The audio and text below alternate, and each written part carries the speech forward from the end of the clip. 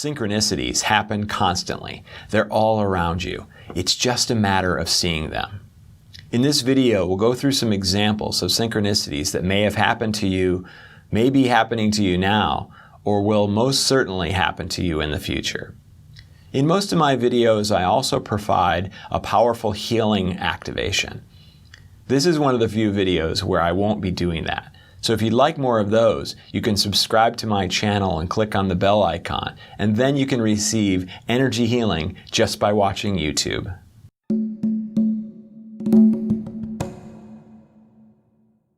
Repeating numbers. This is probably the most commonly referenced type of synchronicity out there. The repetition of numbers like 1111, 222, or 555, any of the numbers that you generally see on a digital clock or an address will light people up and they'll be excited about seeing these numbers. And why would they be excited about this? One of the problems that I've had with this type of synchronicity is that the brain is really tuned in to patterns. It's the way that we recognize friend versus foe. It's the way that our brain processes information. And so when we see a repeating pattern, it stands out to us because in the past it's probably had some sort of significance to our survival. However, my mind was changed when I went on to a Facebook group that was called 1111 Synchronicity.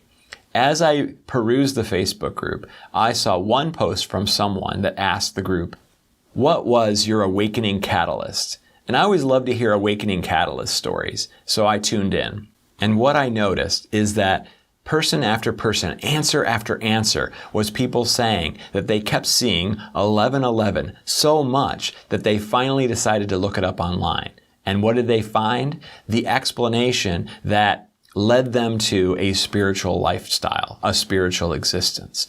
And so whether the 1111, the 222, the 333 is actually a synchronistic experience or not doesn't really matter, because in this case it's led hundreds and maybe thousands and maybe even tens of thousands of people to a more spiritual lifestyle, a more spiritual existence, which has brought them a new type of happiness and a path toward enlightenment. In that way, all we can say is thank goodness for the idea of 1111 synchronicity, because it led them down this path. But let's take a step back for a moment. In traditional physics and traditional science, the scientific method employs data and analysis of that data to render a conclusion. And the type of data is extremely important. Neil deGrasse Tyson will tell you that experiential proof is the least reliable source of proof available to science. And as a result, traditional science dismisses experiential proof as often as it possibly can. However, we live in a quantum world, and the difficulty that traditional scientists have with quantum physics is the flip-flopping of the value of proof. One of the most reliable sources of proof in the quantum world is experiential. The observer, which is not supposed to influence results in traditional physics, is the main factor in quantum experiments. So if we apply a quantum view to the observance of repetitive numbers, then what might we find? That your own experience as the observer is more important than the scientific data extrapolated from it. And as the observer, as soon as you believe that you are just a biological creature interacting with a completely random environment, then you become one. But if you believe that you are a spiritual being interacting with a magical environment filled with miracles, you become that too. All over the world, there are people who channel and bring forward information from the ninth dimensional Pleiadians, Bashar, and myriad other beings. So why couldn't it be that we can all do this?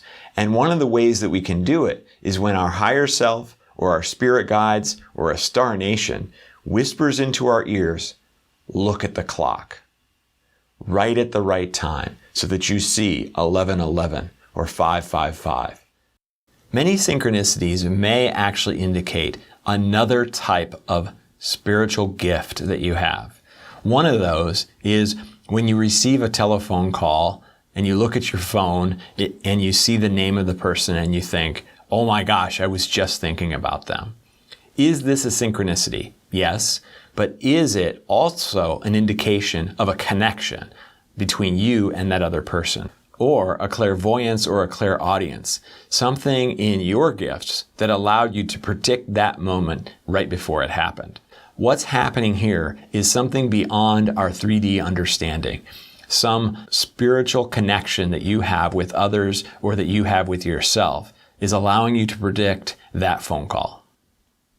One time I was at a raffle drawing, and for whatever reason, I just knew my name was about to be called. I was so convinced that I was about to be called that I stood up and started walking toward the stage to collect my prize. They had not called my name yet. So I immediately realized what was going on, and I quietly sat down halfway up to the stage because I realized, well, that's pretty presumptuous of me to know that this is going to be my name that was called. And of course, seconds later, they called my name. So I knew synchronistically, or I knew psychically, that my name was going to be called. Was it because that person had sent me a psychic message as soon as she read my name? I heard it and I stood up. Is that synchronicity, or is that my spiritual gifts? It doesn't really matter. I write and publish my own comic book series called Righteous. This is a story of a mass spiritual awakening. And multiple times through the writing of the story, I have followed a whim or intuition, and it's turned out to have amazing results. For instance, I just decided that it should be located in Kansas City. I had no idea why. I had barely ever been there, if anything, just kind of driven through. So I had no tie to Kansas City, nor any idea what was in the city. I just picked it, just randomly, seemingly. Of course, it turns out that there's a prominent building in downtown Kansas City with the name One Light on the front of the building, which is a perfect example as to the one light that we all are, that we are all source, and that is represented multiple times in the comic. I also chose the logo to the title Righteous with this particular design in the O. It turns out that later we were trying to figure out a way to represent when a person becomes enlightened in the story. And we realized that it would be fun to have a light show up in their eyes. And it wasn't until after we decided that we realized that, oh my gosh, we could make it the same as that O circle in the title. It wasn't the other way around. When I started working on the book, I was compelled to create the cover of the book to look like this particular being of light. I have no idea where this image came from. It was just prominent in my head, and I made my poor artist miserable, redrawing and redrawing and redrawing this character to get him to look exactly as he does. And I hadn't even started doing my energy healing. I had not started working with the Hathors at that time. But later, as I became more and more aware of the extra-dimensional group, the Hathors, who is helping me do my energy healing work, I discovered in one of the books written by Tom Kenyon, one of the premier Hathor channels, he described the Hathors as these beings of light. So we're starting to notice a trend here, aren't we? Synchronicities are simply coincidences of a spiritual nature. We used to use the word coincidence when we believed that things did not happen for a reason, that there was no spiritual backing to the experiences that we have in this life. But now that we understand that there is a spiritual backing to all the experiences that we have, we can use a new term to describe it: synchronicity. Another synchronicity is meeting people at just the right time, at just the right moment. If you hadn't been exactly where you were at the exact time that they were also there, and they turned out to be a huge part of your life, you can look at those moments and say, well, it's just happenstance. Or you can look at it as a synchronicity, that you were both driven to do that thing at that exact time. We see stories of this all the time. And if you think back to your past and all the different people that you've met, in many cases, they were lottery wins just like this. As I began my camper van journey across the country, I ended up in Albuquerque for a couple of weeks, and I was waiting for a delivery of more copies of my comic book. I was unable to wait too much longer, and I had to leave town to move on to my next destination. The day after I left, the comic books arrived at my friend Michelle's house. And from San Diego, I sent Michelle a text giving her the address that I was going to be staying for the next few weeks so she could ship it to me. Well, it turns out that I accidentally sent the text, to the wrong Michelle. And it turns out that this other Michelle also lived in Albuquerque, and she saw my message and laughed and said, "Oh my gosh, I'm going to be going to San Diego in a couple of weeks. I could just bring your package to you, and that way they wouldn't have to ship it." Perfect. I didn't have to inconvenience my other friend Michelle, and this friend Michelle, of course, was going to be actually helping me work on the comic, so we were able to meet up and not only exchange the book, but we were able to brainstorm another chapter of the comic. Something I want to advise against. I've seen too many people wrap themselves up in waiting for a sign or using synchronicity as a guidance system.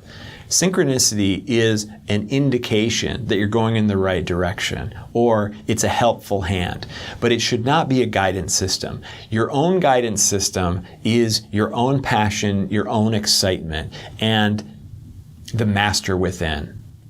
And I highly recommend that you check out this other video that I've created about turning within and speaking with the inner master.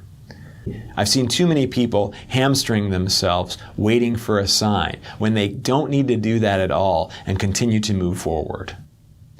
So, since this video turned out to be a lot of stories about my comic book, I thought you might be interested in downloading the first chapter or the first issue for free off my website. So if you check the description below, I'll include a link so you can go to my website and download that issue for free. I would love it if you told me your synchronicity stories in the comments below. I love reading the synchronicity stories, and there are so many wonderful ones out there. Thanks so much for watching this video, and I hope you got a lot out of the synchronicity stories. You can check out these other videos, and I definitely urge you to subscribe to my channel and click on the bell icon so you can receive more energy healing and vibration raising talks and activations. I'll see you on the next one.